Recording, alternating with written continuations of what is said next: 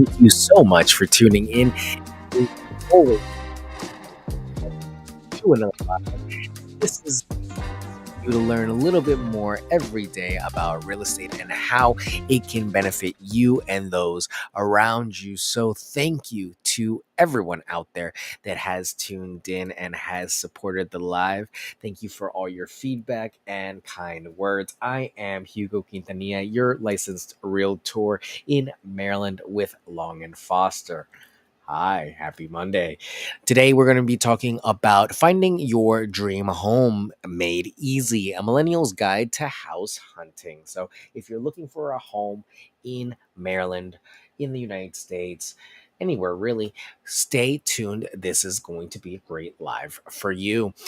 If you have any questions at the end of this live, as always, feel free and reach out. I am always here to help. So, number one, let's see what we got going on today. Know your budget. We've talked about this plenty of times before, but I always believe that number one thing for real estate investing, getting ready for the home buying purchase, is knowing your budget. Start with understanding how much you can afford.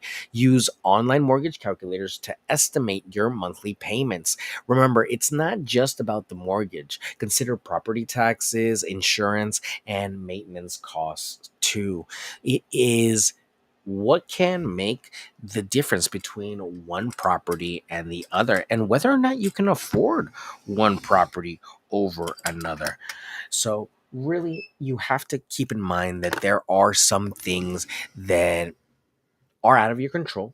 There is only so much that you can account for. So, the best you can do is estimate where these fees might be and how much these costs might be in the long run. You might not get it perfectly down to the cent, but if you are prepared for these unexpected costs, it shouldn't be a big issue. Number two, define your ideal location. Think about what matters most: proximity to work, good schools, vibrant nightlife. Make a list of your top neighborhood priorities and start checking off those boxes. See if you get an area where you can get some of the must haves and some of the want to haves. These are all things that are possible. It's just could take a little bit of coordinating, a little bit of patience, and a little bit of time to maybe find at the price point that you're looking for. Because remember, this current market right now is one of low inventory with high interest rates, which has made it so there are very few buyers on the market. But even so, there are enough buyers where we're still having bidding wars on some of these properties. If it's priced well and shows correctly, well, excuse me, if it shows well and is priced correctly, got that one mixed up.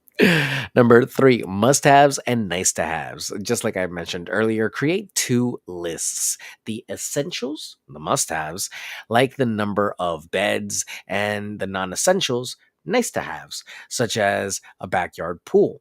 This helps to quickly decide on properties and start to develop a scale of what properties are worth your time.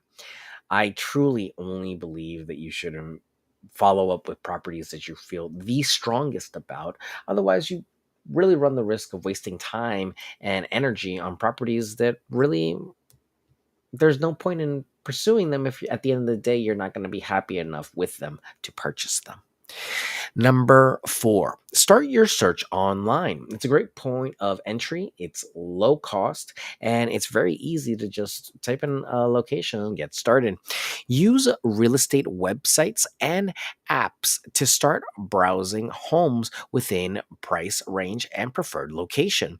Tools like virtual tours can be a huge time saver. So, check them out. At the end of this live, I'm actually going to give you a new website that I made for some of my most popular links and all my socials. So you can actually have access to the MLS site that I always talk about. So the Hugo Quintanilla.realtor site will be living on there. So if you ever want to check it out, you can go ahead and check out that site. It's going to be on bio.site/your realtor Hugo. Great new webpage that I just got. So I hope that you enjoy it. It's got some really great links on there, and I'll show you a picture of it at the end. Number five, attend open houses and schedule viewings. Seeing open houses in person can make a huge difference. Just the property alone may look different than pictures, but attending open houses and scheduling private showings can really give you a better feel for a property. It is nothing like virtual tours, which are in the comfort of your home, as easy as can be with no real stress. It's amazing to tour a property like that. But actually going to the property, actually seeing the neighborhood, actually experiencing the steps, the door, the water quality, the pressure, the temperature, the air, you can really get a picture of the state of that place and its true value. So take some time. And as you're starting out on your home buying journey, go out to these open houses, go and schedule showings with realtors that you trust. Because if you start to go out there into the market, you will start to get to more familiar, more confident, and know exactly what you do like and what you don't like with very little cost. Because remember, open houses are typically free. And typically, you have realtors that are licensed that you can ask questions about and that you can get different opinions from. It's a great way to really start diving more into your local real estate with professionals that already work there. They might have a leg up on really anyone else, and you can find possibly a great partner in your real estate journey. So, I think it's worth it. Go out there and start checking out open houses and start calling up to schedule showings with agents, because there's very few ways that most people meet agents other than during a real estate transaction. So take the time and interview some, start to work with different agents and see what happens. Number six, evaluate the property thoroughly. Thoroughly. Check everything during viewings: water pressure, light, noise levels, and signs of damp or damage. Consider how much you might need to spend on repairs or upgrades. But it's like something that I said to a client today: if you're going to purchase a problem, it's better not to purchase the problem at all. I know there are a lot of people that are very excited and very determined to get into the real estate market and to buy a property, but it might not be the best time for everyone. And truly, it's quite expensive right now for most. I recommend to a lot of people, if it's possible and in your financial window, to be able to afford a home right now, definitely do it, because now would be a better time than when the rates go down and you have a whole bunch of people jumping into the industry trying to outbid you for properties while money is cheap. But at the same time, you have to understand that you will be spending a lot on this property. And everyone wants to make money from a property, but you got to be realistic about what you're going to do, how much you're going to invest, if you have the money to invest in this, and if you know where to start, because all of this can be done with a proper plan that follows through. And of course, having the fundings to follow through such a project. So make sure that you're not buying a problem. Make sure you're doing your due diligence. Make sure you're taking the time to have a home inspection if possible. And try to inform yourself as much as you can about the cost of repairs and upgrades, so that you're not going in there blind expecting to spend $20,000 and it comes out to closer to 60, 70, or $80,000 in repairs.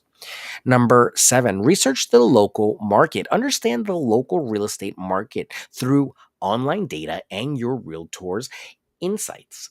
Know if it's a buyer's or seller's market and how quickly homes are selling. I just received the numbers for last month from Bright and from G Car, and I was looking them over, and we'll put out more succinct graphics on them this coming couple of days. But I said it at the top of the live: it's a seller's market. There are very few homes on the market, so the sellers have the keys in their hands, so to speak, literally and figuratively. They control the negotiations and they are the ones that are controlling the pricing. There are a lot of sellers that are selling for top dollar, and we are seeing people match those prices. We're not seeing a lot of, um, how do you say, haggling, but we are seeing bidding wars in properties that show well and are priced correctly. So that's truly the key. The pricing in the market is, for all intents and purposes, the kiss of death for that listing. If it's priced poorly, it could really brand the listing as a problem. And if it's priced correctly, it could make it a sure shot sale. So, very interesting stuff. Number 8, make a competitive offer. With your realtor's help, decide on a competitive offer that fits your budget but also stands a good chance of being accepted. Be prepared to negotiate. Take consideration and advice from your realtor. They are not just trying to sell you on more money for a property. I don't know too many realtors that work or operate that way. Truly, maybe I've been lucky and I've met realtors that I feel at least have been working towards the best interest of their clients. But there has to be a balance struck between the needs of the client and the desires of the seller. So, as we know, it's a seller's market, and sellers aren't necessarily the most giving or graceful bunch. And buyers can sometimes get frustrated because they have certain numbers in their heads that they would like to meet. Don't get frustrated that the numbers that you would like to happen might not happen. So take into consideration your realtor's experience and their advice, because they could get you closer, perhaps, to making an offer that's stronger, better looking, easier to understand, and maybe easier to accept for a negotiation than a lowball offer, or one that just basically says, hey, this is how much I'm going to buy it for, and that's it. There's a nuance to this. So, working with your realtor can really help you explore your options in that, and what you can and can't do, and what you should and shouldn't do. So, and then you can make the choice. Number 9, secure financing. Work with a reliable lender to get pre approved and then secure your mortgage. This makes you a more attractive buyer when you make an offer. The pre approval is the chef's kiss of the lending world. The more front end work that you do with the loan process, even if it's manual and underwriting, if it's automatic underwriting, if it's pre underwritten, it is basically good as gold. So you have to take the time and give these documents up in advance. Try as hard as you can to get this property, because most lender letters will last for about 90 days. But put your best foot forward by doing the process of getting the pre approval. The pre-qualification is a great way to say, hey, I'm living, breathing, I can get a loan. But a pre-approval already has a lot of the paperwork sorted out and sifted through. So that loan is actually based on real financials. They are going to double check you. They are going to confirm that those financials are current all the way through closing, and they will make sure that you told the truth. So make sure that all of that is copacetic. But at the end of the day, a pre approval is always stronger than a pre qualification. And last one for today is the closing of the deal. Once your offer is accepted, there are a few steps like home inspections and appraisals and finalizing your mortgage details to stay on top of. Stay organized and on top of these deadlines to ensure a smooth closing. And it's not all your responsibility. Realtors and real estate professionals alike are both here to help you get through this process from contract to close. And that's what we mean. We get you from the coffee table when we're talking about agency and how we're going to represent you, all the way to the exchanging of the keys at the settlement table when you pay your final checks and the home is transferred into your name. So it really is exciting. I know it sounds scary. I know they make it seem like, no, you can't buy a house. I know the math isn't mathing, but these are the things that you have to remember. If you give a higher down payment, you will have a lower loan. If you stay consistent and persistent, you will get to your goal. And being prepared today will ensure that you have a higher likelihood chance of success tomorrow, regardless of the market. So stay tuned, stay on top of what's happening in the market. And if you're just joining us right now on the live, we were talking about finding your dream home made easy, a millennial's guide to house hunting. The 10 points were number one, know your budget. Number two, define your ideal location. Number three, define the must haves and the nice to haves. Number four, start your online search. Number five, attend open houses and schedule viewings. Number six, evaluate the property thoroughly. Number seven, research the local market. Number eight, make a competitive offer. Number nine, secure financing. And lastly, number 10, closing the deal. So, ladies and gentlemen, as promised, I owe you a little preview of that new site that I have with all the links. This is it. Go ahead and check it out. I will make a little caption thing right now. It's very simple. It's very similar to a link tree if you've been on a link tree. But the great thing about this site is that it has all these great features on here. You can click on my website and it'll take you straight to my Long and Foster website. The MLS access is the portion of the website that is the hugoquintanilla.realtor site that I told you about. So that's where that will live. Of course, all my social media is up on top with my email. The home value estimator is a great tool if you want to get a calculator to estimate the possible value of your home. It's not 100% the only way to determine value, but it's a great point to start. So I love using that calculator to basically get a gist of how the area is, possibly what homes are valued at, and what the community might be going for, the highs and the lows. And lastly, the my real estate blog, my personal blog that is on my website with Long and Foster. This is a super simple site. Let me put up the link one more time so that you guys have it. It is bio.site/your realtor Hugo. And I'm just going to put links there. There you go. That's the site right there, ladies and gentlemen. Hold on to that. Take a screenshot of that if you'd like. Take a picture if you'd like. But that site will be up. It will be running with all my socials, my email, and the four main, most popular links that I have to offer: my website, my MLS access, the home value estimator, and my real estate blog. So learn with me. The real estate blog, we're doing an article every week. The MLS access is open to anyone that downloads the app. Just make sure you follow the instructions on there. My website has tons of more tools to explore.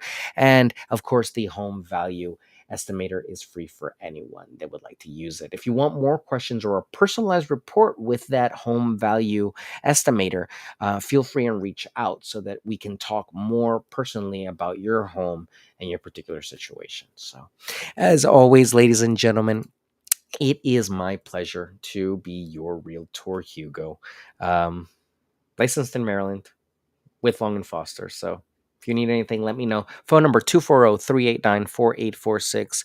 Email hugo@lnf.com. And website, yourrealtorhugo.com. And also check out that bio.site/realtorhugo in case you know anybody that needs help in real estate. All right. Take care. I will see you all tomorrow for tomorrow's lesson that is going to be mortgage options for first time home buyers. We're going to talk about a few of the programs out there as well as what different type of loans are available. All right. Take care. Have a great night. Get some rest and be safe out there. See you tomorrow.